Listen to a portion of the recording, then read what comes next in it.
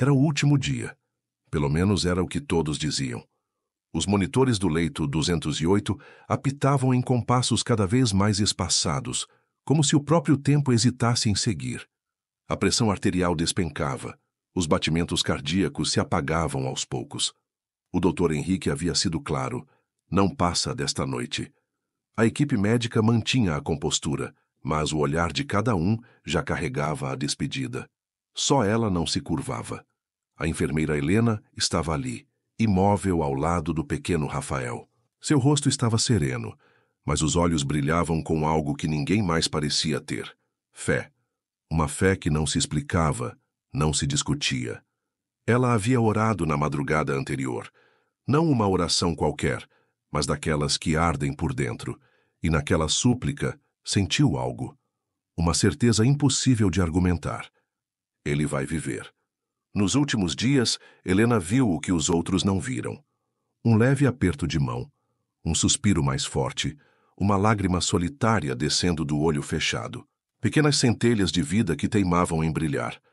E agora, com Rafael à beira do silêncio eterno e seus pais, Ana e Marcos, já desabando em lágrimas no corredor, Helena continuava, sentada ao lado da cama, mãos entrelaçadas nas dele, coração em oração. E foi nesse instante, quando tudo parecia acabar, que aconteceu. Se histórias reais e emocionantes tocam o seu coração, já deixa o like e se inscreve no canal. A cada semana, uma nova história que vai mexer com você. Helena sempre soube que havia nascido para cuidar. Ainda criança, preferia brincar de hospital do que de boneca. Costurava curativos em panos velhos, improvisava estetoscópios com fios de telefone e se emocionava vendo novelas onde enfermeiras choravam junto aos pacientes. Era sensível demais, diziam. Mas sua mãe, Dona Lúcia, chamava isso de coração grande demais para caber no peito. Nascida e criada em uma pequena cidade do interior do Ceará, Helena cresceu em meio à simplicidade e fé. Filha de uma costureira e de um pedreiro, conheceu cedo a dor da ausência. Perdeu o pai aos 12 anos, vítima de um acidente de trabalho. Foi naquele velório que decidiu, em silêncio, que jamais deixaria alguém partir sem ser amparado com amor. Não era apenas profissão, era missão. Durante a faculdade de enfermagem em Fortaleza, morou num quarto pequeno, sustentada por bolsas e estágios noturnos. Enquanto colegas sonhavam com concursos, estabilidade ou hospitais renomados, Helena sonhava em fazer diferença. Não importava o lugar, importava o propósito. Tinha 29 anos agora. Solteira, morando sozinha em um pequeno apartamento, gostava de orquídeas, música sacra e ler biografias de santos. Era devota de Santa Dulce dos Pobres e levava sempre no bolso do jaleco um terço azul claro, presente de sua avó. Era discreta, de fala mansa, mas firme quando necessário. E havia algo nela que os pacientes percebiam mesmo sem entender. Uma presença que confortava. Seu maior sonho. Um dia abrir uma casa de acolhimento para pessoas em fim de vida, onde ninguém morresse sozinho, nem com dor. Onde o amor fosse o último toque recebido. Dizia que, se não podia vencer a morte, ao menos podia vencê-la com dignidade. E talvez fosse por isso que, ao conhecer Rafael, algo dentro dela simplesmente se recusou a aceitar o fim. Conseguir uma vaga no Hospital Santa Clara não foi fácil. Era um dos poucos hospitais da capital que ainda preservavam certa humanidade em tempos de corredores frios e rotinas apressadas. Os processos seletivos eram exigentes e a concorrência desleal. Enfermeiras com pós-graduação, cursos internacionais, línguas no currículo. Helena tinha apenas sua formação básica, experiência em postos de saúde do interior e um brilho nos olhos que não cabia em nenhum papel. Foi na terceira tentativa que conseguiu ser chamada para a entrevista. Lembrou-se bem daquele dia, o jaleco mais bem passado que já vestiu, o cabelo preso com cuidado e o terço no bolso, como se ali estivesse sua avó, sussurrando coragem. Na sala, diante de uma supervisora austera, falou pouco, mas falou com verdade. Disse que queria estar onde pudesse cuidar com amor. E quando a entrevistadora perguntou o que faria se visse alguém morrendo, ela respondeu: seguraria a mão até o fim. para que a pessoa soubesse que não está sozinha. Na semana seguinte foi chamada.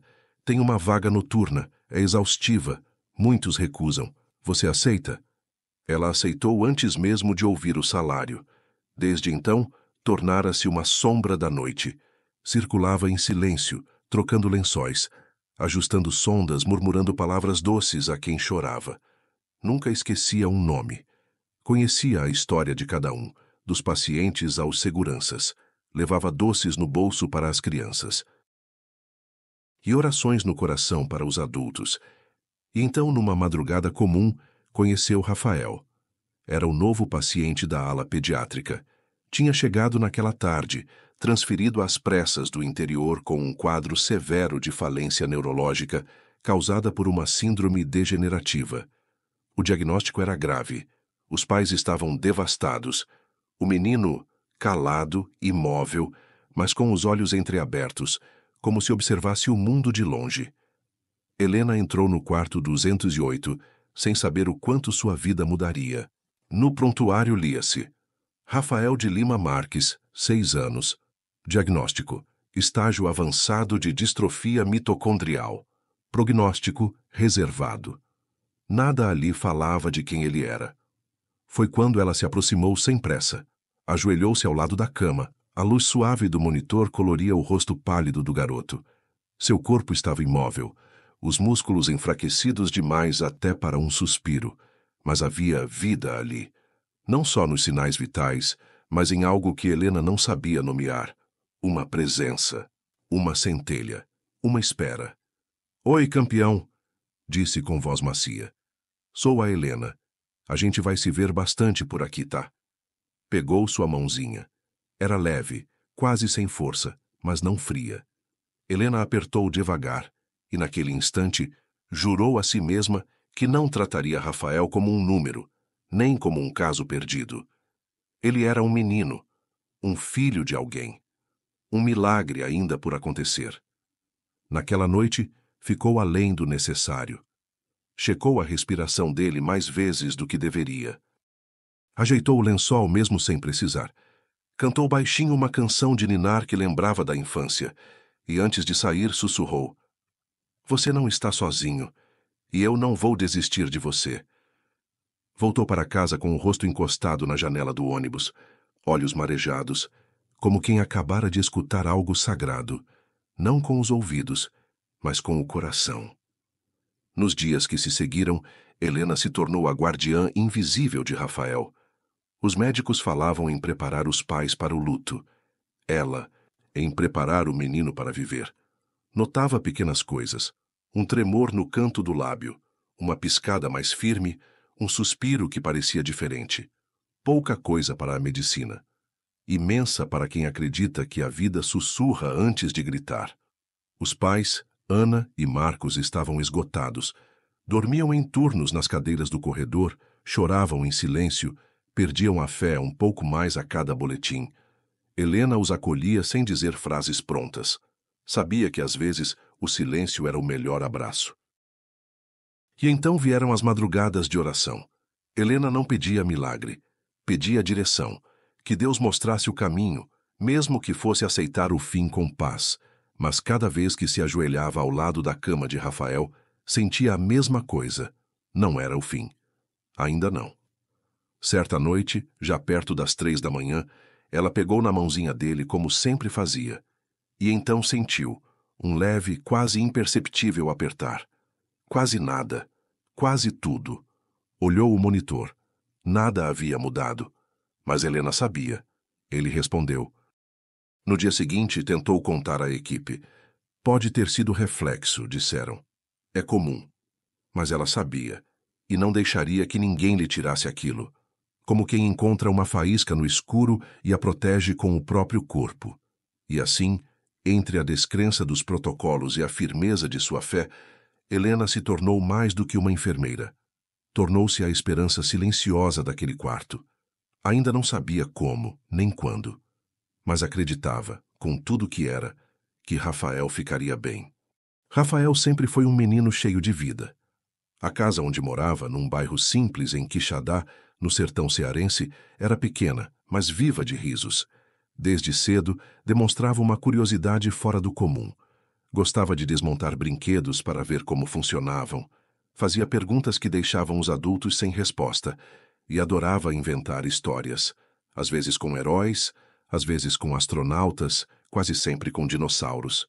Era o orgulho de Ana e Marcos, o único filho. Um presente que veio após anos de tentativas frustradas, orações e exames. Ana dizia que ele tinha nascido com um brilho nos olhos que Deus mesmo acendeu.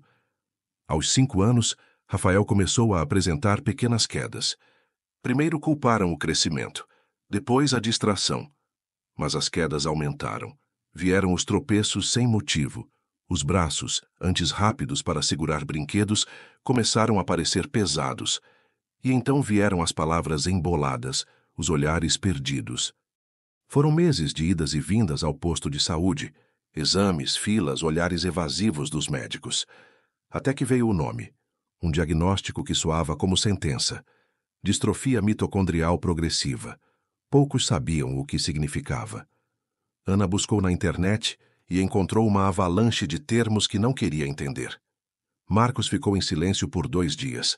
O mundo para eles havia parado. A doença era cruel e lenta. Rouba a energia das células como um ladrão silencioso. Primeiro a força, depois os movimentos, a fala, a visão. Até que um dia, o corpo inteiro esquece de viver. Ana se recusou a aceitar. Passou noites em claro pesquisando, mandando mensagens para médicos, fóruns, grupos. Marcos voltou a trabalhar em dobro para custear exames e tratamentos alternativos, mesmo sem garantias. Venderam o carro, depois a televisão. Chegaram a pedir ajuda em rádio local. Mas nada parecia conter a maré que avançava sobre Rafael. A pior parte não era a doença. Era assistir ao filho apagando aos poucos. Um dia ele parou de andar. Em outro não quis mais brincar. Depois passou a dormir demais. E por fim, os olhos, que sempre brilharam, ficaram opacos, como se a alma estivesse olhando de dentro de uma névoa. No hospital da cidade já não havia o que fazer. Foi quando indicaram a transferência para Fortaleza. Hospital Santa Clara. Referência em cuidados paliativos. A viagem foi um golpe. Rafael chegou em uma ambulância, com a mãe ao lado segurando sua mão. Estava consciente, mas em silêncio. Respirava com dificuldade. Os médicos falaram em estabilização, mas o olhar era de quem já esperava o fim. Ana entrou com ele no hospital como quem entrega um pedaço do próprio corpo. Marcos veio depois, dirigindo sozinho à noite. Desde então, os dois se revezavam entre a espera e a oração. Não dormiam direito. Mal comiam. Viviam entre boletins médicos e tentativas de manter a fé viva, quando já não sabiam se havia fé. Ana era emoção. Chorava escondido no banheiro, rezava olhando para o céu, colocava fones de ouvido para ouvir louvores e tentava cantar baixinho para Rafael, mesmo quando ele já não respondia. Marcos era silêncio. Do tipo que sofre calado, que assiste tudo tentando manter a razão, mas por dentro é só ruína. Ficava horas olhando fixamente para a porta da UTI, como se ela fosse se abrir trazendo uma resposta. Juntos, eles formavam um casal em frangalhos, mas ainda de mãos dadas. Só não sabiam se era pela esperança ou pelo medo de cair de vez. No meio desse deserto, apareceu Helena. Na primeira vez que falou com Ana, ela apenas disse: "Seu filho é muito forte." Foi a primeira frase sem tom clínico que Ana ouviu em semanas. Chorou muito. Marcos demorou mais a confiar. Mas um dia, ao ver Helena sentada ao lado do filho em silêncio, rezando com a cabeça baixa, percebeu que havia algo diferente nela. E foi assim que, aos poucos, mesmo sem palavras, a presença da enfermeira se tornou parte do cotidiano da família. Não trazia milagres, não fazia promessas, mas carregava algo que todos ali precisavam desesperadamente: presença. E Rafael, mesmo sem forças, parecia sentir. Quando ela entrava no quarto, os batimentos subiam discretamente. Um tremor nos dedos, uma piscada lenta. Sinais pequenos demais para um laudo, mas gigantes para quem ama. A criança estava doente, mas ainda era Rafael. E no fundo, mesmo preso naquele corpo cansado, Ele parecia esperar por algo, como se ainda quisesse ficar, como se soubesse que ainda não era hora de partir. Os corredores do Santa Clara estavam mais silenciosos do que o habitual naquela noite. O ar parecia mais denso, como se até os aparelhos respirassem devagar, respeitando o tempo de algo que se aproximava. Helena, como fazia em todas as noites, chegou 15 minutos antes do plantão. Trocou o jaleco, prendeu os cabelos com cuidado e guardou o terço no bolso esquerdo, sempre no esquerdo, onde ficava o coração. Antes de entrar na UTI, parou na capela do hospital. Apenas 5 minutos. Uma oração curta, mas firme. Não pedia por cura milagrosa, pedia por sabedoria e força. Senhor, se for tua vontade, que ele fique. Ao entrar no quarto 208, encontrou Ana segurando a mão de Rafael e murmurando louvores em voz baixa. Marcos estava no corredor sentado em silêncio, olhando para o chão. A pressão de Rafael havia oscilado durante o dia. A equipe já alertava para um possível agravamento nas próximas horas. Helena aproximou-se com suavidade, colocou a mão sobre o braço da mãe, sorriu com ternura e assumiu o posto ao lado do leito. Como em todas as noites, puxou a cadeira e sentou-se com calma, respirando fundo. Minutos depois, entrou o médico plantonista daquela semana, Dr. Arthur, 32 anos, um dos mais novos da equipe. Competente, preciso, respeitoso, mas completamente alheio à ideia de fé. Do tipo que acreditava apenas no que podia ser quantificado. Ainda que não dissesse abertamente, tinha dificuldades em entender, ou tolerar, qualquer manifestação espiritual nos corredores do hospital. Boa noite, Helena, disse sem tirar os olhos do tablet com os exames do dia. Boa noite, doutor. O quadro se agravou desde o fim da tarde. Saturação instável. Débito urinário reduzido. Estamos iniciando medidas paliativas mais firmes. Entendi, respondeu Helena olhando para Rafael, que dormia tranquilo apesar do caos interno. Dr. Arthur se aproximou do monitor, ajustou parâmetros, fez algumas anotações. Então, notando o terço nas mãos dela, comentou com leve ironia. Você reza por ele todas as noites, não é? Sim. E acredita que isso vai mudar alguma coisa? Acredito que muda tudo. O médico sorriu de lado. Não por deboche, mas por incompreensão. Não sei se é perigoso ou bonito. Essa fé que vocês têm. Às vezes é as duas coisas, doutor, respondeu Helena com firmeza serena. Mas é real. Real como? Real porque sustenta. Porque mesmo quando a gente não vê a melhora com os olhos, sente com o coração. E isso dá forças para continuar. Mesmo quando tudo diz para parar. Arthur ficou em silêncio por alguns segundos.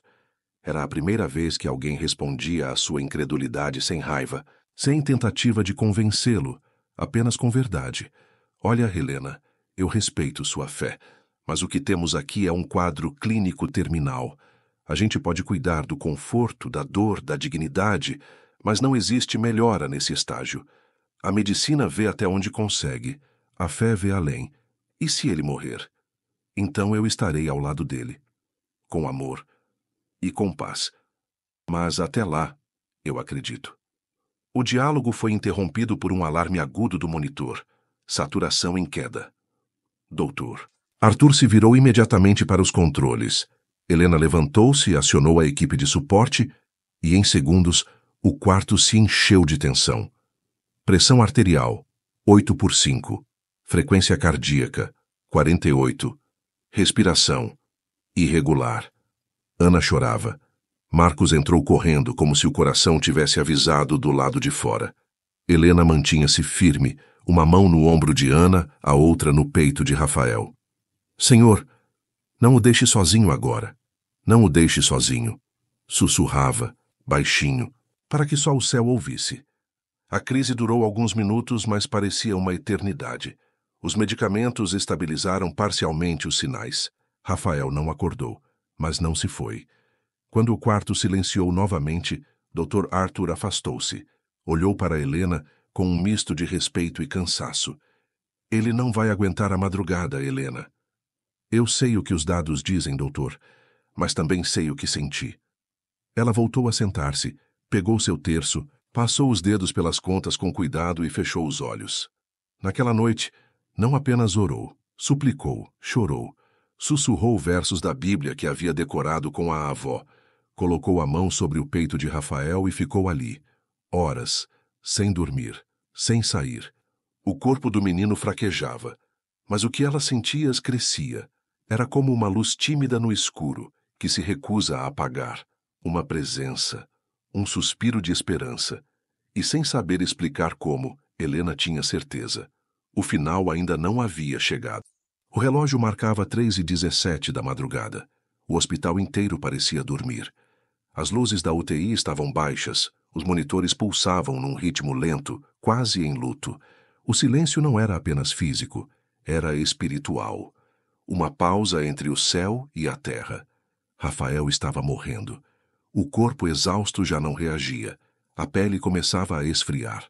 Os batimentos, tão fracos que mal produziam som. O oxigênio no sangue despencava, e nem os medicamentos mais potentes mostravam efeito. Dr. Arthur, sério. Ao lado do leito, suspirou. Não havia mais conduta, apenas aguardar.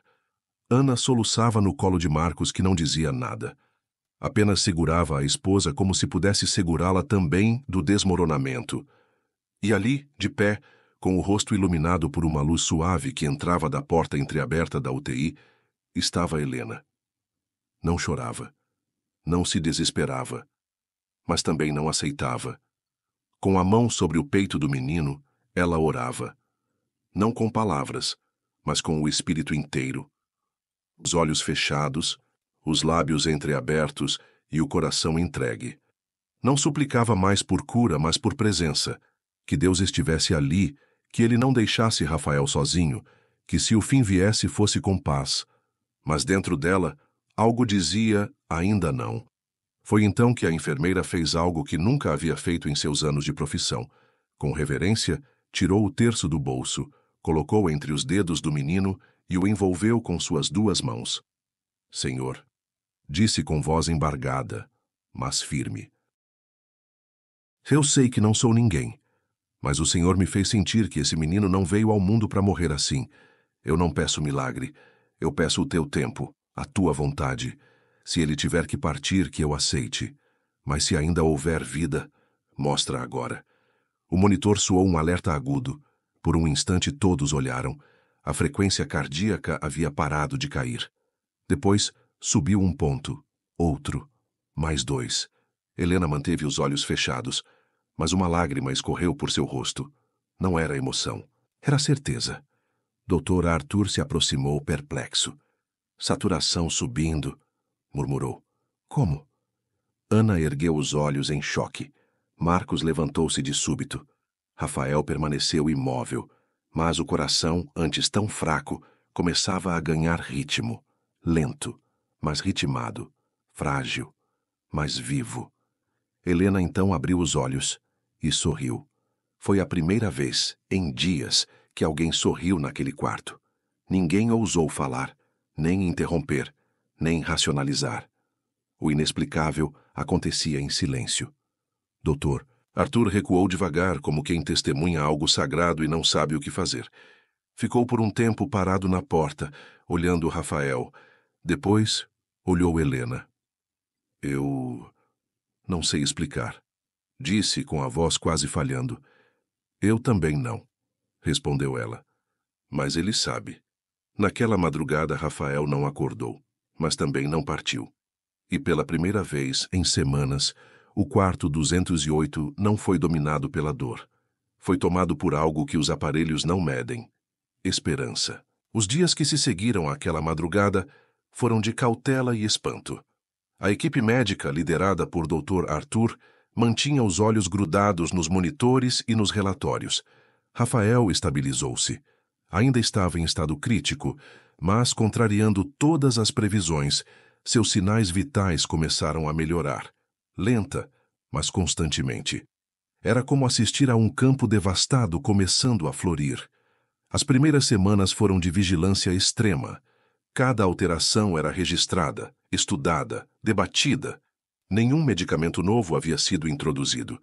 Nenhuma conduta diferente aplicada. E ainda assim, Rafael dava sinais. Um pequeno movimento no dedo. Depois, os olhos, que abriram devagar, como quem acorda de um sono muito longo. A voz não veio de imediato, mas o olhar voltou a brilhar. Ana passou a sorrir entre as lágrimas. Marcos, ainda cauteloso, começava a orar em silêncio, coisa que não fazia desde a infância. Dr. Arthur, cada vez mais presente, já não dizia é impossível. Passou a dizer, não sei como explicar. Helena, por sua vez, seguia como sempre, firme, suave, incansável.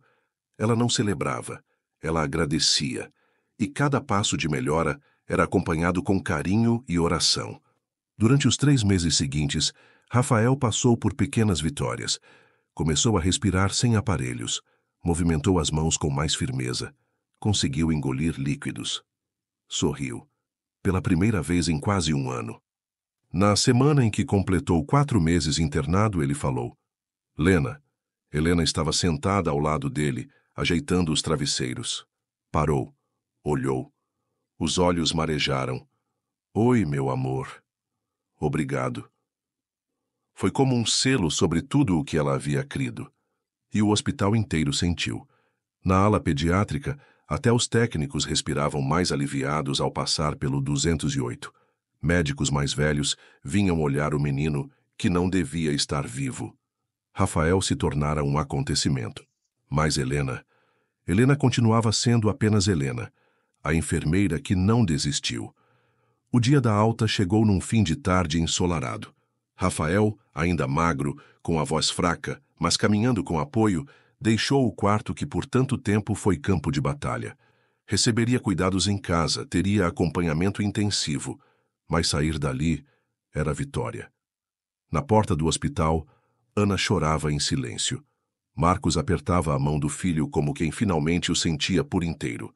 E Helena assistia a tudo um pouco afastada, como quem vê uma oração tomar forma. Rafael se virou para ela, ainda apoiado em uma bengalinha azul. Você vai comigo? Ela sorriu.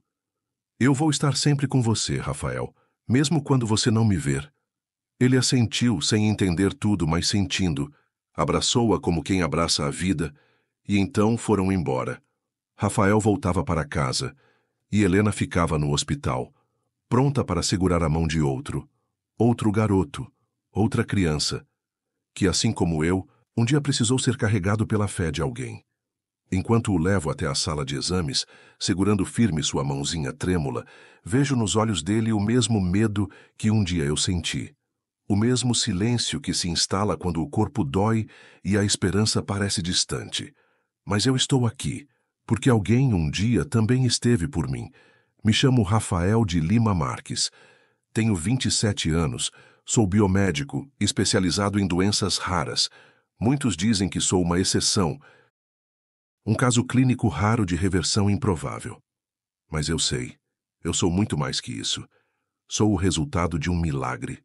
Não um milagre repentino daqueles que acendem luzes no céu, mas um milagre persistente, construído gota a gota, de fé, de cuidado, de presença. Aquela mulher, Helena. Ela não salvou só meu corpo, ela salvou minha história. Quando todos já se despediam, ela ficou. Quando ninguém mais acreditava, ela acreditou. Quando eu não tinha voz, ela falou por mim. E hoje, em cada paciente que atendo, em cada olhar que encontro, em cada criança que parece prestes a desistir, lá está ela, na forma como eu escuto, na paciência com que explico, no carinho com que seguro uma mão pequena e digo, você não está sozinho. Essa história não é só minha, é nossa. É de todo aquele que um dia foi salvo pela oragem de alguém invisível, e de cada Helena que ainda caminha pelos corredores frios da vida, acendendo luzes onde só há escuridão. Obrigado, Helena, por tudo. Eu sou o que sou. Porque você não soltou minha mão, se inscreve agora e ativa o sininho para não perder nenhum episódio.